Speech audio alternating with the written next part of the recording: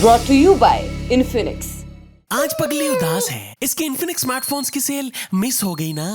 अरे पगली टेंशन मत ले, इन्फिनिक्स स्मार्टफोन्स पे आ रही है सेल फिर एक बार। पगली सेल अभी बाकी है। ये जरा ओपीएस को लेकर बताइए, क्यों ये हिमाचल प्रदेश के लिए मुद्दा नंबर 1 बना हुआ है, ओल्ड पेंशन स्कीम। देखिए ऐसा है सौरभ जी, हिमाचल बेसिकली कर्मचारियों का प्रदेश है और यहाँ पे बहुत सारे परिवारों में अगर आप कहें कि एक आध कर्मचारी जरूर है जो सरकारी नौकरी में है, और इसी वजह से अगर आप कहें कि एक कर्मचारी के साथ 3-4 वोटर जुड़े रहते हैं, तो यहाँ पे बहुत बड़ा मुद्दा है ये ओल्ड पेंशन स्कीम वाला। और इसी वजह से कांग्रेस ने जनता की नब्ज को समझते हुए इसे पूरे जोर शोर से उठाया और उन्होंने कहा है कि 10 दिनों में वो इस पेंशन की बहाली कर देंगे।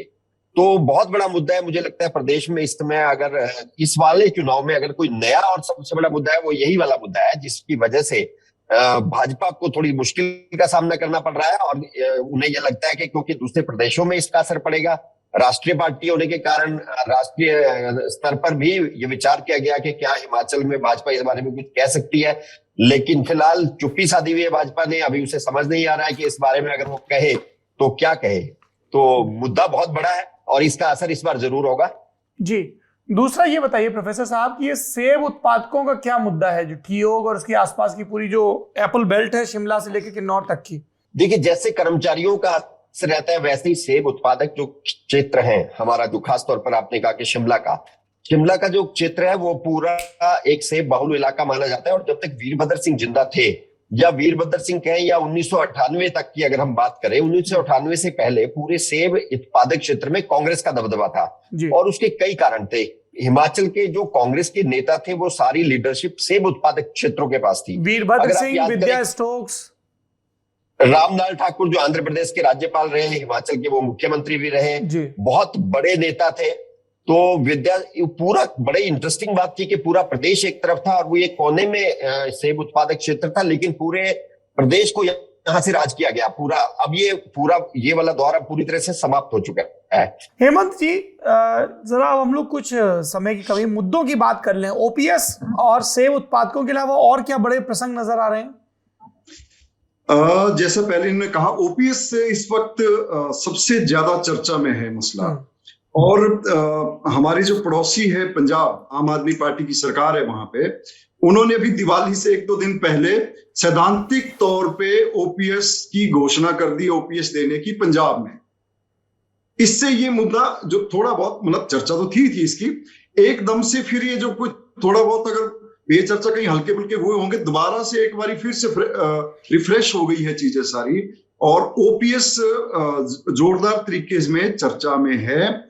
इसके बाद जबकि पंजाब ने, क्योंकि हिमाचल में क्या होता है कि बहुत सारी चीजें खासतौर पे वेतनमान और इन तमाम चीजों को लेके पंजाब को फॉलो करते हैं हिमाचल प्रदेश। और आम आदमी पार्टी ने हालांकि वो सक्रिय नहीं है बहुत ज्यादा, आम आदमी पार्टी मतलब उनका गुजरात पे फोकस है। थोड़े दिन आए थे यहाँ पे, फिर चले गए नेता सारे इनके यहाँ पे। अभी पिछले मेरा ख्याल 20-25 दिन से तो मैंने कुछ ज्यादा एक्टिविटी इनकी देखी नहीं उस हिसाब से। लेकिन वहां पड़ोस में एक बीजेपी के लिए समस्या तो जोड़ कर दी उन्होंने कि कैबिनेट में कि सैद्धांतिक रूप से मंजूरी दे दी है कि पंजाब में ओपीएस लागू कर रही है आम आदमी पार्टी सरकार। तो इससे टेंशन थोड़ी और बड़ी है। तो मुद्दा तो यही है एक तरह से, क्योंकि जो पहले भी कहा शशिकांत जी ने कि इन्होंने भी कि कर्मचारियों का रोल रहता है हिमाचल प्रदेश में लंबे समय से, क्योंकि छोटा सा प्रदेश है।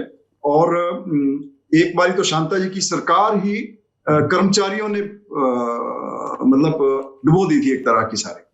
तो ये मैं दूसरी बात ये भी कह रहा हूं कि हिमाचल प्रदेश में मुद्दों पे इलेक्शन ना के बराबर हुए हैं। पिछले बहुत सारे इलेक्शन ऐसे निकल गए हैं, चाहे वो 98 के इलेक्शन थे, चाहे 2007 के थे, चाहे 2012 के थे, चाहे 2017 के थे। कोई मुद्दा नहीं था।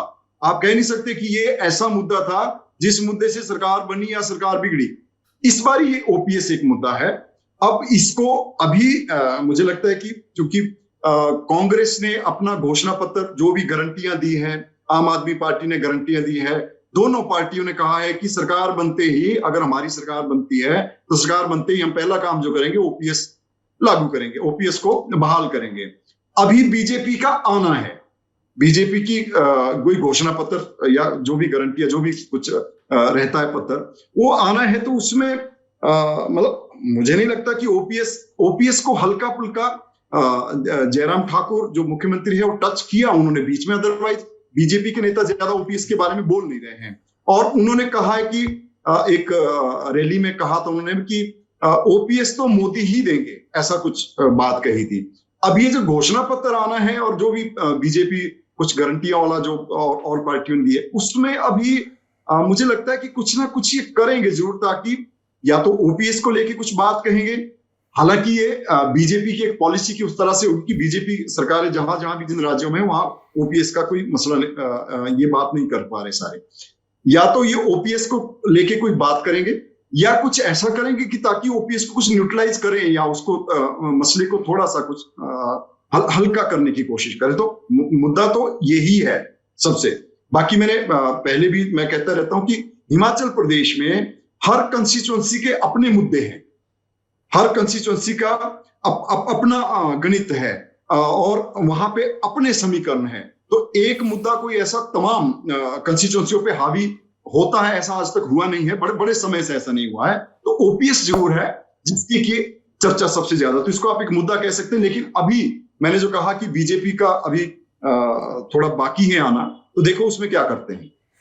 चलिए, इलेक्शन अभी खुलेगा और नेता नगरी की चुनाव पर नजर बनी रहेगी। एक सूचना और भी है कि नेता नगरी की सीरीज मुख्यमंत्री, जिसमें हम पॉलिटिकल किस्से सुनाते हैं, हिमाचल प्रदेश के पॉलिटिकल किस्से, जल्द आपको ललन टॉप पर नजर आएंगे। और नजर आएगी हिमाचल प्रदेश में ललन टॉप की 2 टीमें जो अलग अलग इलाकों में जाएंगी, नेताओं से बात करेंगी। जमघट भी नजर आएगा जिसमें सत्ताधीश और सत्ता के दावेदार अपने अपने पक्ष की बात रखेंगे।